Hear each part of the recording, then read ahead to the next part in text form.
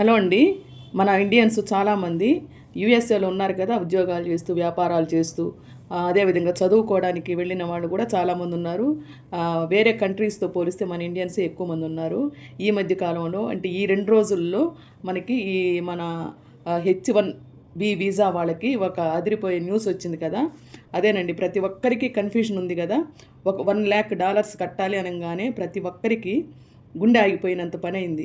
కానీ ఒక good news ఏమిటంటే, ఏమి భయపడాల్సిన అవసరం లేదండి. మంచి రిలీఫ్ ఇది. F1 H1B వీసాలు B1 B2 వాళ్ళకి ఇది వర్తించదనమాట. ఎందుకంటే ఆ న్యూస్ ఏంటంటే, ఈ వాళ్ళ యొక్క ప్రొక్లమేషన్లో ఎలా ఉంది అనుకుంటే, ఎవరైతే యుఎస్ఏకి బయట నుంచి అంటే వచ్చే వాళ్ళకి ఇండియాని కావచ్చు, మరి ఇంకో ఏ కంట్రీ నుంచో కానీ యుఎస్ఏకి వెళ్ళే వాళ్ళకి అడుగుతారు అని నిన్నటి వరకు న్యూస్ వచ్చింది కదా. H1B వీసా అయినా కూడా వాళ్ళకు ఉన్నా కూడా మనం యూఎస్ఏకి వెళ్ళాలి అంటే $1,00,000 కట్టాలని. అది రూపీస్లో అయితే కనుక 81 లక్షలండి. అంత అమౌంట్ కట్టాలి మనం మళ్ళీ యూఎస్ఏకి వెళ్ళాలి అంటే అని ఒక న్యూస్ వచ్చింది. అది వినంగానే చాలామంది భయపడిపోయారు, గుండె ఆగిపోయినంత పని అయింది. అంతేకాకుండా బయట నుంచి రావడం అంటే ఎవరైనా వెకేషన్లో లేదంటే ఏదైనా ఫంక్షన్కి కానీ మ్యారేజెస్కి కానీ యుఎస్ఏ నుంచి H1B వీసా ఉన్న వాళ్ళు వెళ్ళుంటారనుకోండి, ఈ అనౌన్స్ చేయకముందు వెళ్ళి ఉంటారనుకోండి, వాళ్ళకి కూడా అన్నట్టు న్యూస్ ఉండింది. అందరూ చాలా భయపడ్డారు. అంటే $1,00,000 అంటే దగ్గర దగ్గర 81 లక్షలు. అంత అమౌంట్ కట్టి రావడం అంటే చిన్న విషయం కాదు కదా.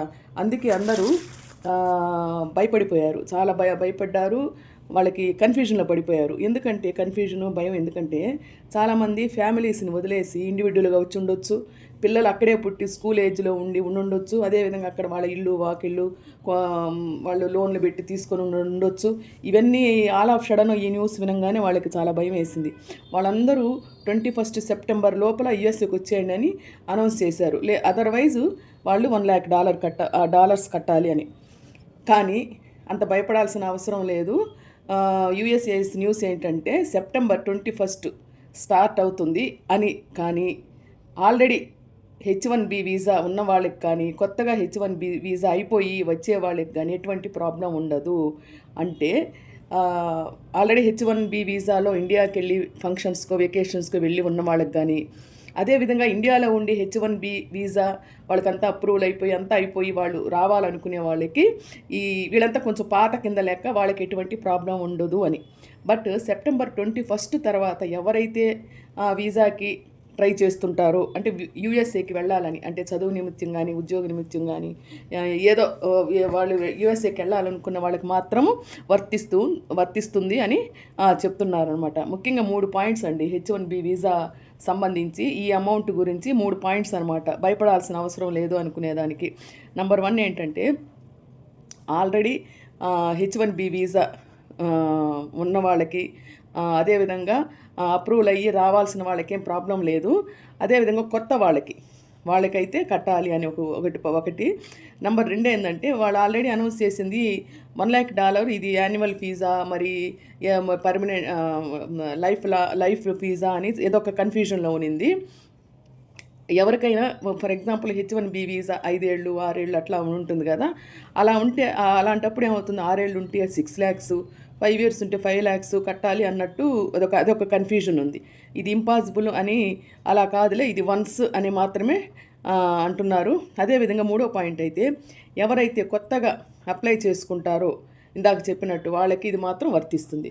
సో ఫ్యూచర్లో ఇవన్నీ చూస్తుంటే ఫ్యూచర్లో యుఎస్కి వెళ్ళాలంటే ఇది పెద్ద షాక్ అనమాట. చాలామంది మేబీ వెళ్ళటానికి అంత ఇంట్రెస్ట్ చూపరు అనుకుంటాను. ఎందుకంటే 81 లక్షలు వాళ్ళకి ఫీజు కట్టి వాళ్ళు చదువుకునేదానికైతేనేమి ఉద్యోగాలకైతేనేమి కోట్ల రూపాయల్లో తీసుకొని పోయి చేసుకునే అంత ఇది కూడా ఉండకపోవచ్చు. సో ఫ్యూచర్లో మాత్రం అమెరికాకు వెళ్ళే ఐడియాస్ ఆలోచనలు చాలామంది విరమించుకుంటారు అనుకుంటాను.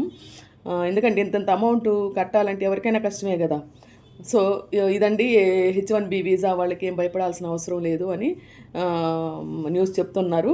సో ఈ ఇన్ఫర్మేషను నచ్చితే దీనికి సంబంధించిన వాళ్ళకి ఈ వీడియో షేర్ చేయండి. ఈ ఇన్ఫర్మేషన్ మీకు నచ్చితే లైక్ చేయండి, షేర్ చేయండి, సబ్స్క్రైబ్ చేయండి. మరిన్ని వీడియోల కోసం సుజాత బ్యాంకర్ ఛానల్ని ఫాలో అవ్వండి. Thank you for information. Thank you for watching.